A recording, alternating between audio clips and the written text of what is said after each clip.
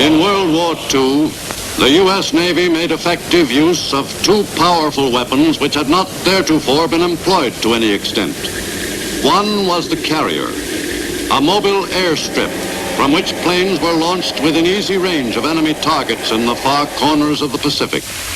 The other was the submarine. The war with Japan across the broad stretches of the Pacific constituted the greatest naval struggle in history. That war was fought not only on the surface of the sea, but above and beneath it as well.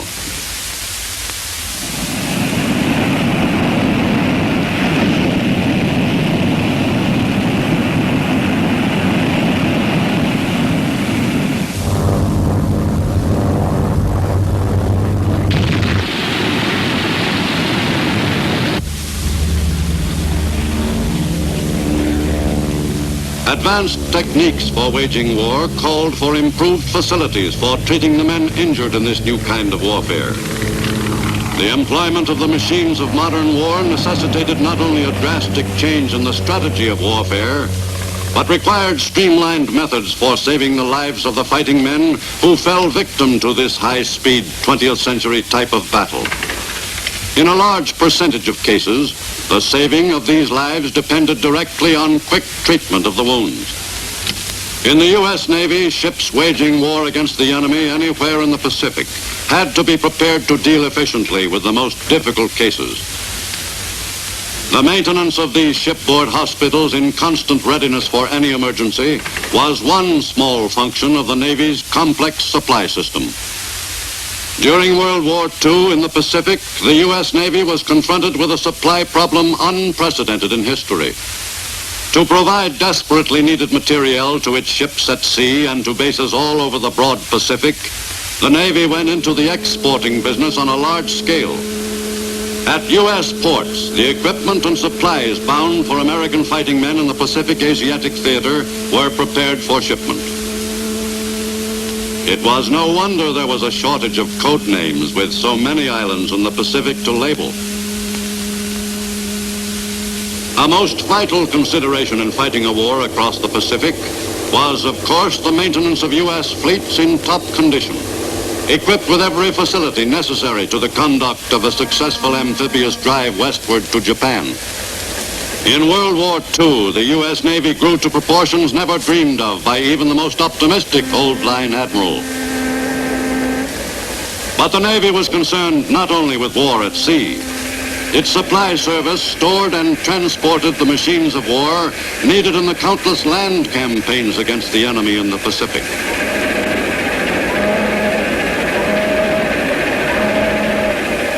Another high-priority cargo on Navy transports was the American fighting man, who was, in the last analysis, the most important factor in the outcome of the war. The job of keeping all the Navy's warships all across the Pacific in fighting shape was in itself a demanding operation. The ability of a naval task force to wage war for an extended period was directly related to the speed and efficiency of the Navy's supply service. The great cruising range of the U.S. fleets in the Pacific was made possible only by means of regular rendezvous between the warships and supply vessels, which delivered everything from aspirin to ammunition. In enemy waters particularly, nothing which might act as a marker for an enemy ship or plane could be simply thrown overboard. Of all the items transported to the fighting men from the U.S., mail ranked close to the top of the list of most important cargo. The arrival of a fresh batch of mail always had a tonic effect on the men. The armed services soon came to realize there was nothing that could lift a man's morale so quickly as a letter from home. Dodie, Vermalia, Paris, Hope, Shay.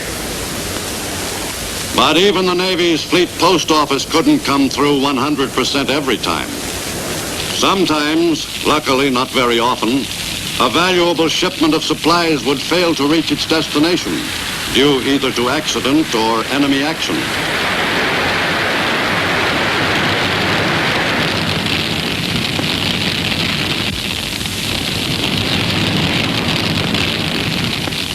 Keeping the ships of the line in good repair was also in large measure the job of the Navy Supply Service. At strategic points across the Pacific, naval facilities were prepared to put triple ships into top fighting condition in short order. To achieve those miracles of repair, some of the Navy's far-flung bases were as well equipped as Navy yards in the U.S.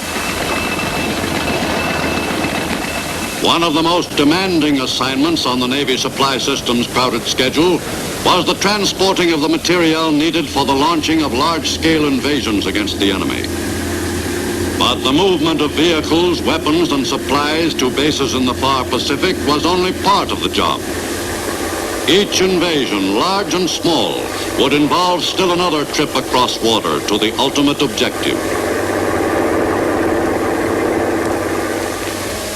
20th century naval warfare bore little resemblance to the classic sea battles of earlier generations.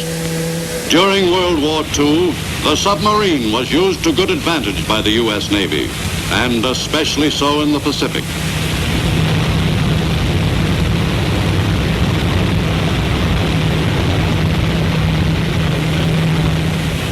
The departure of a sub on a dangerous mission was always a dramatic moment for everyone involved. It might be several months before she'd make home port again, if she was lucky. Throughout the war in the Pacific, the submarines of the U.S. Navy were manned by volunteers only. The inside of a sub was no place for a man with claustrophobia. Each sub was a living, breathing being to the men and the crew, who were fiercely proud of their vessel. A lot of people used to ask me why I volunteered for the submarine service. They couldn't understand anyone wanting to spend months at a time cooped up, with little chance for escape if anything happened. But it wasn't so bad, especially during the early days just out of port. For my money, life on a sub at crouching in a muddy foxhole beat 6 ways to Sunday.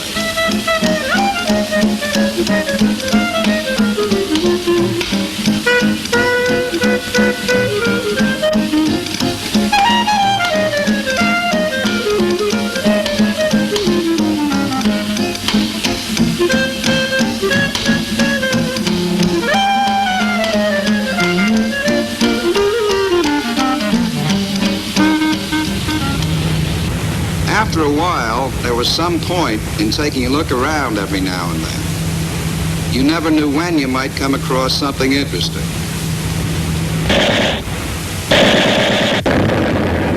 Overtaking a Japanese junk meant a break in the routine of the patrol. It was easy to imagine the excitement the pirates must have had in the old days. And after being down below for quite a while, we felt as though we were really in the war when we hauled in honest-to-Pete live Japs. We never managed to take many prisoners, and it's just as well considering our limited quarters.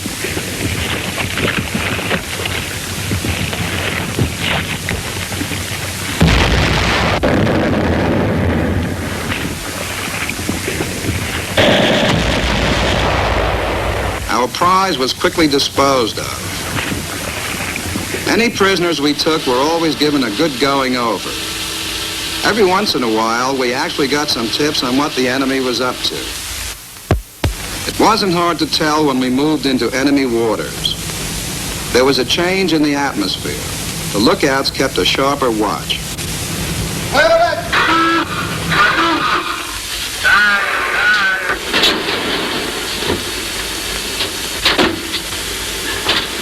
All secured, sir. Yeah. Sighting our first enemy ship was one of the most exciting moments of the patrol. The lives of the crew depended on how fast the sub got underwater. Moving in on the enemy was a slow, careful business, but we all had the routine down cold.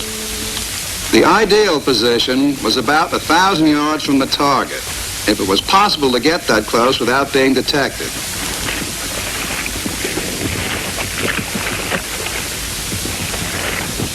It was important that we be patient. Our position had to be just right for us to score the best possible hit. Down periscope. Angle on the bow, starboard 15. Right full rudder. Right full rudder. All ahead 2/3. All ahead 2/3. New course 240. New course 240. What's the distance to the track? 1700. Control 63 feet. Fire 1.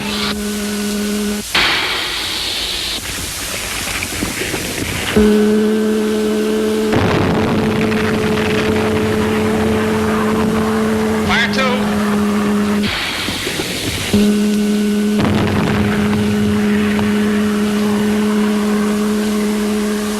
Chalking up another chunk of enemy tonnage gave us a thrill every time. But sometimes that feeling didn't last long. If an enemy destroyer was in the neighborhood, there was a good chance we'd be detected. Take her down. We could expect a depth charge any second.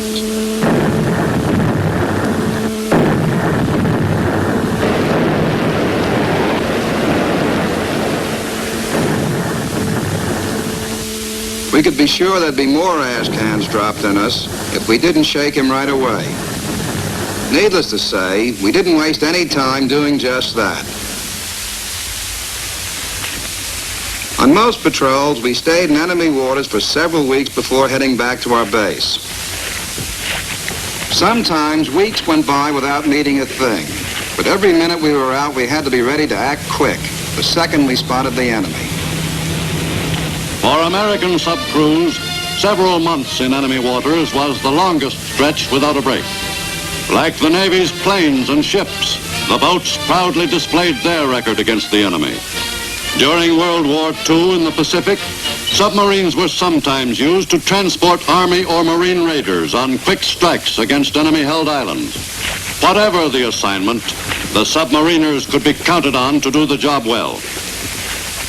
On Oahu at the Royal Hawaiian Hotel, the men of the submarine service had every opportunity to take their minds off the war.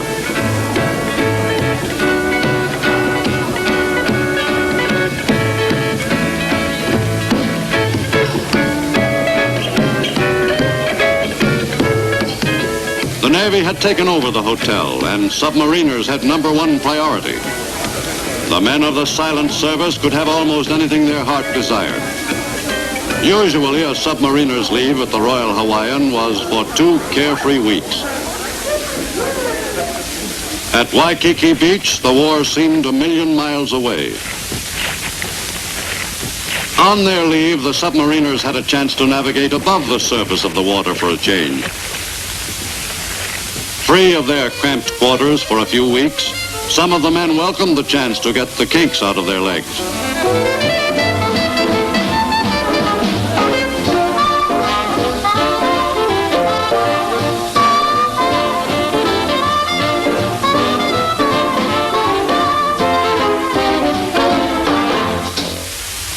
The U.S. Navy's victories during World War II in the Pacific were due in large measure to the outstanding performance of her carriers. And that performance was possible only through a high degree of teamwork on the part of each of the men and the crews of those fighting ships. The job of loading the planes with the missiles which would soon be deposited on the enemy was quickly accomplished. The men who armed the planes felt just as much a part of the strike against the enemy as the pilots themselves.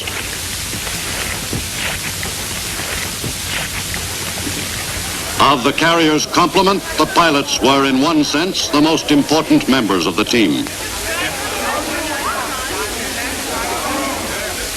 Before a mission, everything possible was done to help them to relax.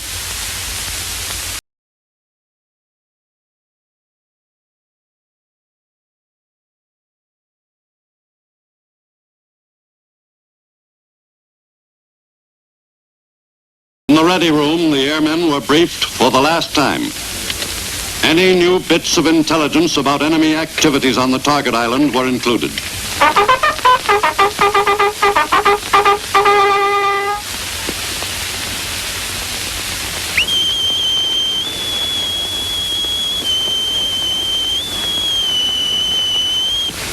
Man all flight quarter stations. As the time for the strike drew near, the crew went into action. Some stood by, prepared to cope with a sudden fire. Others readied the planes for the launching. Walker, tell the pilots to man their planes. Aye, aye, sir. Ready room from flight control. Pilots, man your planes. While the flat top turned into the wind, the pilots prepared for the takeoff. For some of the new pilots, this was it. With everyone on the mark, the strike was officially begun. Stand by to start engines. Stand clear of propellers. Start engine. Each man on the ship had a specific assignment. No matter how small, each job had to be performed without a hitch, or the entire operation would be upset. Finally, with its wings unfolded and locked into place, the lead plane was all set to go.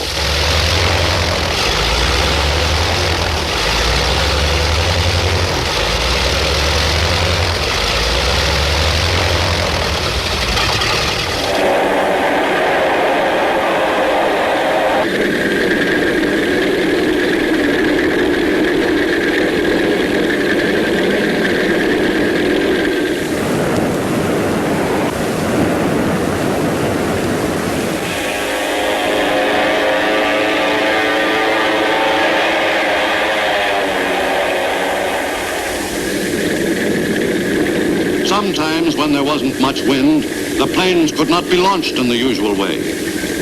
But there was no need to postpone the strike. In that kind of weather, a catapult was used to push the planes into the air.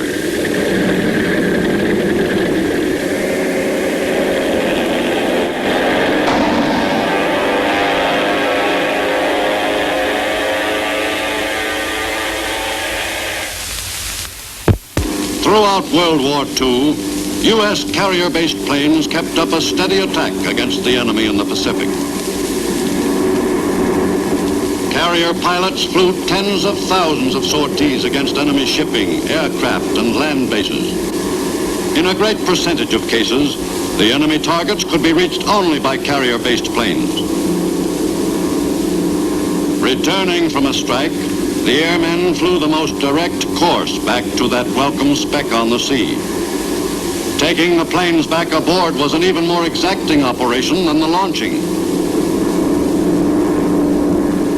Once a pilot was given a come ahead, he didn't waste any time getting himself and his plane back onto the flight deck.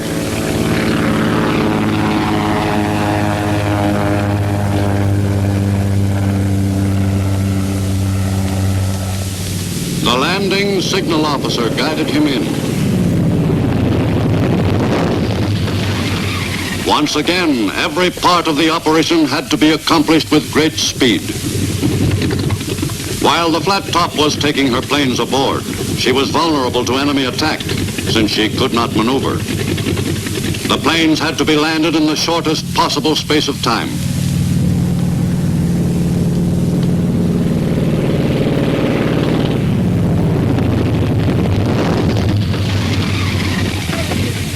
Once a plane was safely aboard, the deck was prepared for the next arrival in a matter of seconds.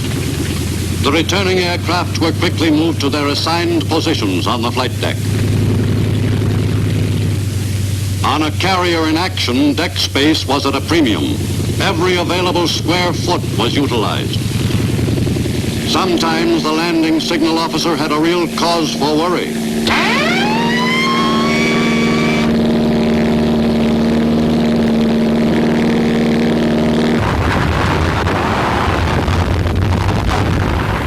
The firefighters and other crewmen moved fast.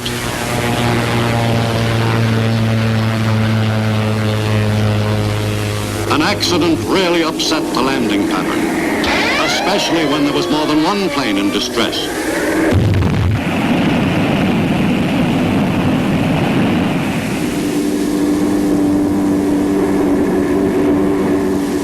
Sometimes a pilot in trouble wouldn't even try to make the ship.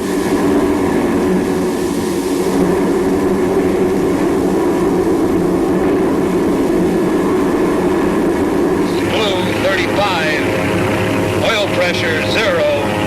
Engine bulky. Can't hold altitude. I'm going to hit the drink while I've still got power. Rockets had to be jettisoned. Then the airman made ready to leave the plane as soon as it hit.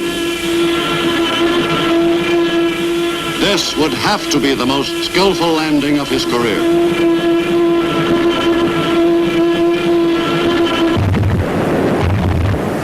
The downed pilot was in luck. Once out of the plane, the pilot had a rubber life raft handy to make his stay in the water a good deal safer and more comfortable.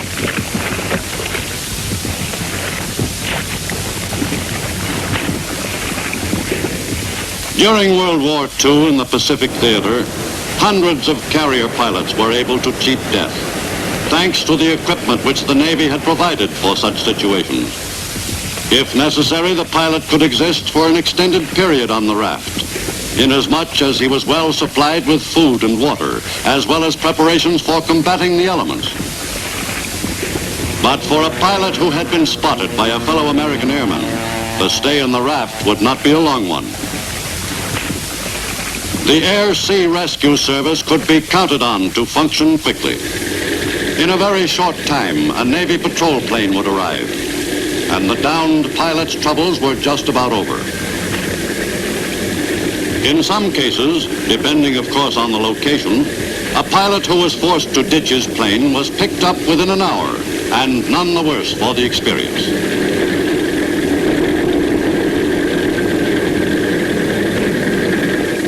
In no time at all, he would be back at a base, ready to become part of another flat top's complement of flyers.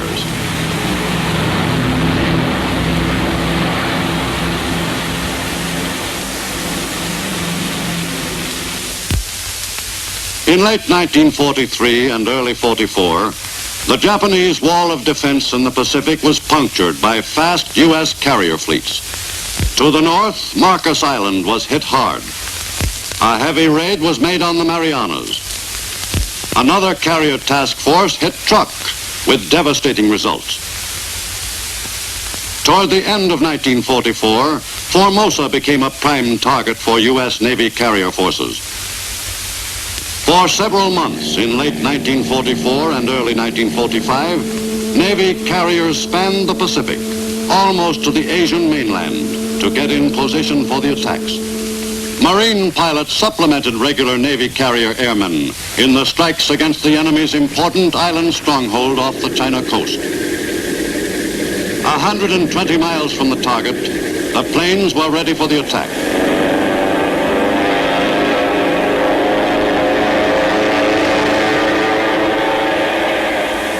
The crewmen functioned almost automatically, so familiar was the pattern of the takeoff operation.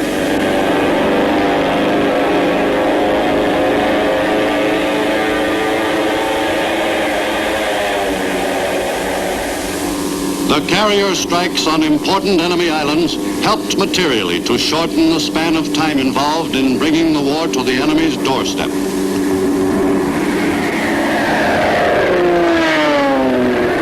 The Japanese on Formosa fought back stubbornly, but the carrier planes continued to press the attack.